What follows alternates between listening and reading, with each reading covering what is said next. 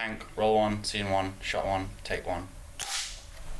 Could you just state your name, your age, and the role that you had in the army? So my name is Adam MacDonald. I'm 41 years old, and I was a tank driver in the KRH regiment, which is King's Royal Hussars.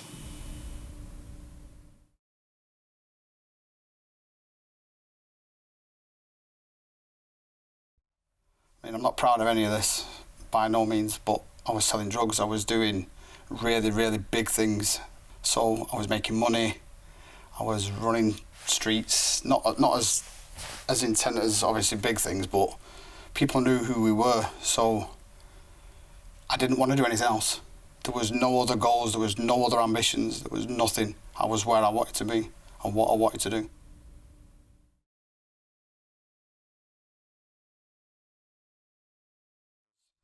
There was a lady, she asked me to babysit. So I was like, yeah, all right, bit of extra cash, you know, it's somewhere to do certain things. And she asked me this one specific night to put this picture up. So I was like, yeah, no worries, leave it there, I'll sort it. So I put this picture up on the wall, excuse me, and I was sat there and I was thinking, I know that girl, but I couldn't put a name or a place. And all that night, and I was like, I know her, where do I know her from? And she was from school. Now, when I was in school, it was not a crush as such, but I wanted her, but I couldn't get her.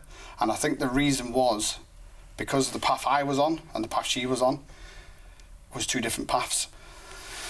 So this one night she'd come home drunk and whatnot, we got talking and, you know, things escalated from there. And then it was a dad that I'd met a couple of weeks after we'd got together. And he basically turned around to me and said, I know who you are, I know what you do, but if you want to be part of Anne-Marie's life, you need to change. And I've never had that before. And I went away that night and I sat in my room and I was sat there and he's right, you know, because it's going two ways. I'm going to be dead or I'm going to be in jail. It's one of them two. And I wanted this girl so bad, I had to change. So as a joke, I went, I'll just join the army. So there was me, Anne-Marie, and a friend of mine who walked into the careers office, and I sat down and there was a gentleman sat at the side of me and we got talking. And he became a really, really good friend of mine, And this corporal came out and said, right, you know, you lot come into the back room. We come into a little room and there's a big projector there that was showing us things that you do and things that you can achieve. And I was sat there and I thought, yeah, maybe this is not a joke. Maybe this is for me. Maybe this is where I need to go. Maybe this is the help I need.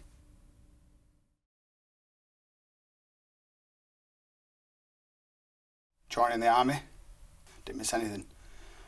Now I've got a little thing now. Now I'm missing something. Now you're pulling on the strings.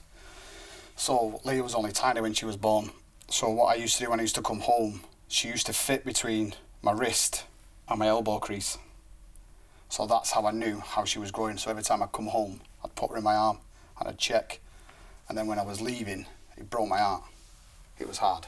It was hard. I never seen her first steps. I never seen her first wee. Never seen her first poo. I never changed a bum.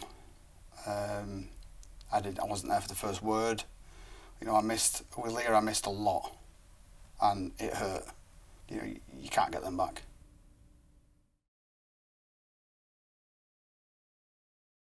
The start of November, great. I love the fireworks. I love the bonfires.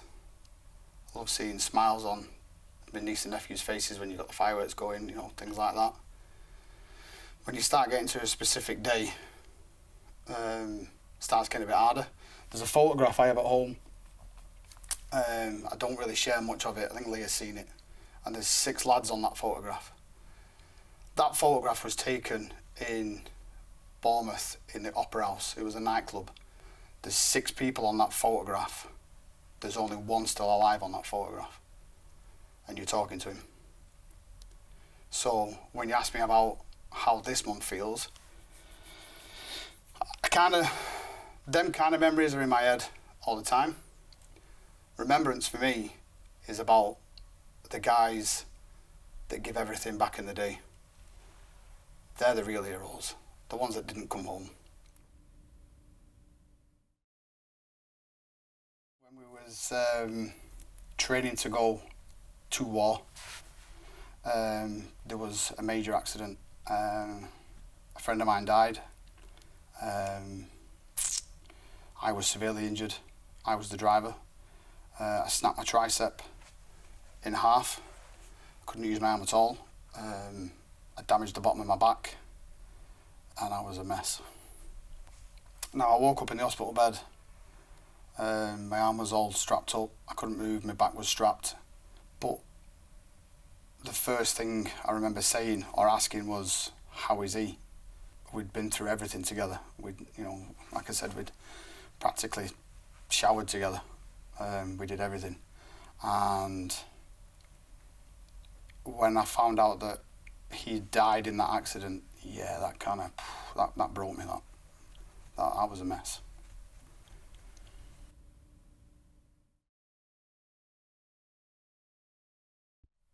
When I found out that he had gone, and I'm not going into too much detail, there was a certain protocol that I could have followed, but I didn't know I could follow at the time, and that's what led to the incident.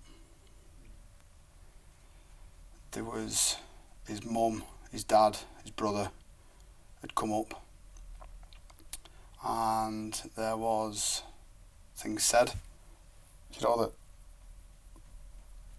not that was hurtful, but there were things that were said that it should have, in my head, it should have been me. I should be the one. He was only 17. It should have been me that was dead. I was the driver. And then we had the funeral, and I carried his coffin with his brother. When we laid him to rest, I remember being stood at the bar, and his brother come up to me and smacked me in the mouth, full whack, and said, "You've just killed my brother," and that hurt. That hurt a lot. Now, to get that image out of your mind took a long time. I was very... If it weren't for the wife, yeah, I'd have been swinging from a tree, definitely. Which is why I have Angel tattooed on the inside of my arm. She is my guardian angel. I know as cringy as that sounds, but she got me through some dark places.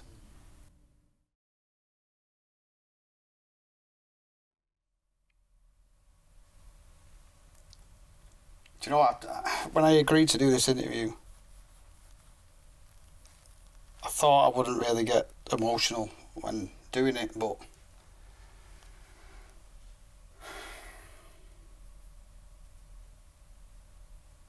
I can't answer that question. I honestly don't know.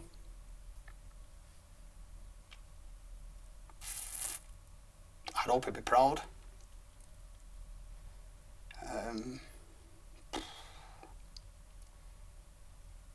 Yeah, I honestly couldn't answer that question. I really don't know.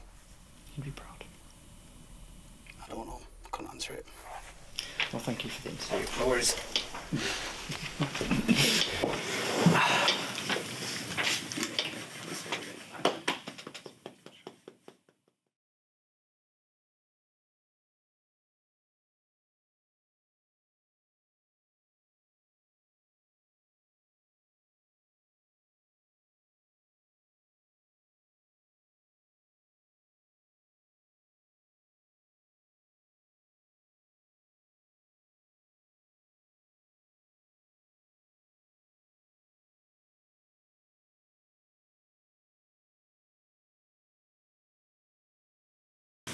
I need a drink. Anybody got any gin?